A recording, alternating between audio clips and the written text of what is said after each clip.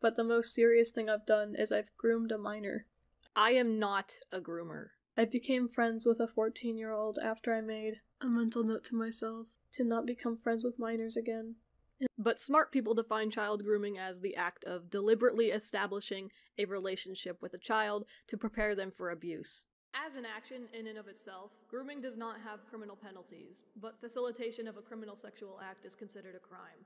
Oh boy, this video is gonna be a wild one for you guys. Now, I know I originally said that I wasn't going to do a video about this topic, but however, this situation has piqued my interest to the point that I will be doing a whole entire cover about her apology and her response video. I deeply apologize for any stuttering or any pauses that you guys will hear throughout this video. It's because I have a speech impediment, and it's because this whole entire thing is unscripted, so I am fucking naying it right now.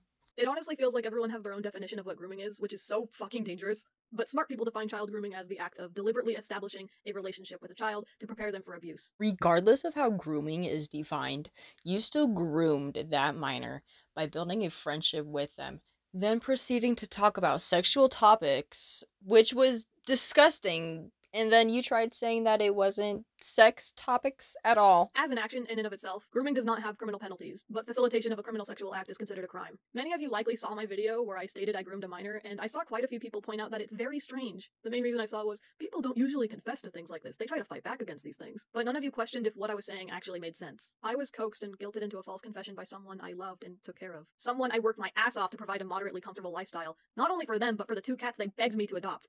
Now, this little tactic that she's using is really familiar because I've been groomed in the past, and this tactic is called malingering, which is the act of intentionally or exaggerating or fabricating physical or mental symptoms to achieve a desired outcome. So not only that she's putting up a really petty act to the point that she's pretending to be sad, and then starts guilt-tripping the audience and other people who are the victims, and then starts blaming the victims for her interacting with a minor sexually? Yeah, I don't think that's how it works. One of which he fucking stole from my apartment. My conversations with Enno, while inappropriate and irresponsible, trust me, you will never fucking catch me trying to act like this was an okay thing to do. I wasn't flirting with Enno. My messages have been misinterpreted in the most bad faith and malicious manner possible. Now that I'm having to sit alone with my thoughts for the first time in a really long time, I've been able to reflect on everything. And I've realized that I was very misled by Birdie on many things regarding psychology and psychology-related subjects. I looked to Birdie for any and all information on these subjects because it was their, quote, special interest. And I figured you'd at least know more than the average dumb. But I've started to realize that the answers he gave me on mental health subjects depended almost entirely on what was most convenient for Birdie. Here are some actual qualifiers for what constitutes as grooming, as is listed by a simple Google search. Isolation of the child, building the child's trust, inappropriate communication, which includes asking for secrets to be kept and using sexual language that the child may not understand, and educating the child on the subject, buying gifts, giving the child special attention, singling out the child to make them feel more mature, special, or different from other children, showing particular interest in the child, victim selection, and substance misuse. I did not isolate Enno. Now, see here, the funny thing is, you expose yourself for most of these things that you literally said. Enno was actually already isolated when they first met me. Enno has told me directly that they only ever speak to like 3 people, that being Sophia the Neko, me, and another person I don't know. I never got jealous if they hung out with other people instead of me. I never told them who they could and could not hang out with. I didn't want to control who they were hanging out with. I wouldn't get upset if they didn't talk to me. The only thing I can think of that probably looked like I did is if I said something in their DMs and they took forever to respond, I would get anxious and think that I upset them somehow. I do that to everyone though. I'm just really anxious. I don't like the idea of bothering people. Now, see here, I can understand not having a lot of attention from some certain people that you know in your life, but for an adult, mind you, a 20-year-old looking for a friendship and attention from a minor, that screams yikes. Building the child's trust. I don't think I was ever even interested in building their trust. The only thing I was ever really concerned about was making them upset or uncomfortable. In fact, it already kind of seemed like they just automatically trusted me with a lot. I didn't really have to do anything on that front. Even then, it was just never on the forefront of my mind. Inappropriate communication. The examples given are asking for secrets to be kept, using sexual language the child may not understand, and educating the child on the subject. I will not deny that my conversations were inappropriate and I shouldn't have been having them, like, to begin with. The only instance of me asking them to keep something a secret would be me saying to them, please don't tell the public I'm depraved. The secret's kind of just out now, I don't care anymore. I never intended to keep our relationship a secret. That was never even something I was intending to hide. It was also never my intention to educate Enno on any particular, like, sex shit. I don't know. Now that I think about it, majority of the inappropriate conversations we had revolved around sadomasochism and, like, sadistic fantasies, not really sex. What really baffles me about this specific part of this video is that she literally gives us definitions of those topics. And guess what? In those descriptions, it talks about the sexual pleasure of those topics. Sex was definitely brought up, but it was never my intention to educate Enno about it. Buying gifts or giving gifts. Didn't do that. Enno actually made like a shit ton of gifts for me, but I don't think I've ever made anything in return, which saying out loud makes me feel kind of shitty. But no, I never made any gifts for Enno. Now, I did ask them to make things for me a lot. The most inappropriate thing I think I've asked was for like a comic. I'm not gonna pretend I'm justified for doing that. No, I think it was inappropriate. Fucking weird and cringy. Not only that it's inappropriate and weird and cringy according to you, but that's grooming.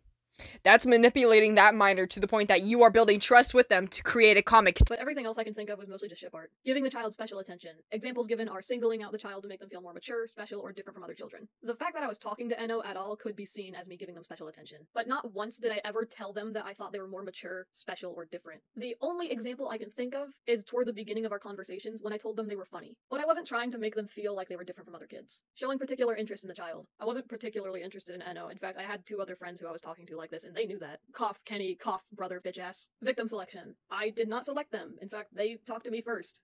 Oh, no, guys, I couldn't have groomed them. They talked to me first. It's all them. No, it's all the child. It's all the minor's fault. They talked to me first. Most groomers and pedophiles do this whenever they get caught about grooming somebody. Substance misuse. Didn't do that. Now there's some other things that we really need to discuss when we're talking about this whole grooming situation. So firstly, I am a hetero woman. I am attracted to men, as you can see from these fucking... I will get back to like the whole heterosexual thing real quick, but this is the whole rape comic conversation, by the way. She was comfortable to the point to actually talk about it to the 14-year-old. It's the fact that you're talking to a minor about these topics, and then you're trying to say that you are not trying to educate the child about these topics.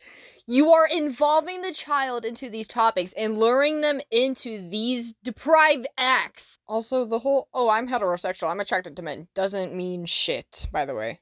Cringy-ass conversations that I had with Enno. I did not want to date Enno. I never considered that as an option. I did not reach out to Enno, and it took Enno 3 months of persistently pestering, prying, and giving me gifts before I finally gave in and spoke to them. From the start, I remained very reserved and kept Enno beyond arm's length. I wasn't super interested in talking to them until they sent me an image of me laying in bed, and I made a joke about it being inaccurate because Boy wasn't there. Once Enno started indulging in my very strong autistic infatuation with Boy, that's when I started talking a lot more. And as we kept talking, I felt a lot more comfortable sharing certain things about the character that I liked, including personal fantasies. In hindsight, I really should have filtered myself when talking to this person. Definitely should have practiced some restraint. I'm not proud of this, but it was never my intention to desensitize them or harm Enno. That was never on my mind. I imagine that's fairly obvious if the DMs are actually read with more than 1 brain cell activated. I've been speaking to some individuals who are very critical of me, but they've been fair. They disagreed with the idea that this was grooming because one of them, who goes by Kumo, thought something was off about the evidence that was used to back up the claim. Kumo has been very critical of child predators and people who enact performative vigilante justice online for validation or personal gain. It was explained to me that my understanding of grooming was clearly warped, and these conversations just sounded like, I'm quoting Kumo, locker room girl talk. Fucking locker room girl talk. No, you are 20 talking to a fucking 9th grader. I myself have never been very social. I would even call myself socially inept. I'm a bit of a retard, so I never considered that there was an existing dynamic that sounded similar to my conversations. This was 2 girls talking about Jeremiah down the block and how hot he is. Frankly, I'm gonna be honest, I cannot keep up with this because the more that you really get into this video, the more deprived and desperate she is to, like, being accepted back into the community is really baffling. But it's also the fact that she turned this whole entire video into a 180 and then started victim blaming both Jack and the minor that she groomed. And again, as someone who has been groomed in the past as a child, you did in fact groom this minor. By textbook definition, you did groom this child. You groomed this child by building trust to the point that you were able to talk about a rape fucking comic. You are talking sexually to them about a topic that is intimate and sexual in so many forms, and then you're trying to defend yourself and saying, oh, that's not grooming. I didn't groom them. They were the one who talked to me first, so it's all their fault. No, what do you think you're doing? You are 20 and blaming a fucking 14-year-old for your own actions. Just because they messaged you first doesn't mean that this whole thing is onto them and then you're just going to blame them. No, you are immature. You are acting as a mere child. Fucking, anyways, that's my take on this shit. This shit's so fucking annoying. She's annoying. This is so fucking dumb. She has no idea. She's just digging a hole deeper and deeper. My fucking god. Alright, I'm done, chat. I'm done.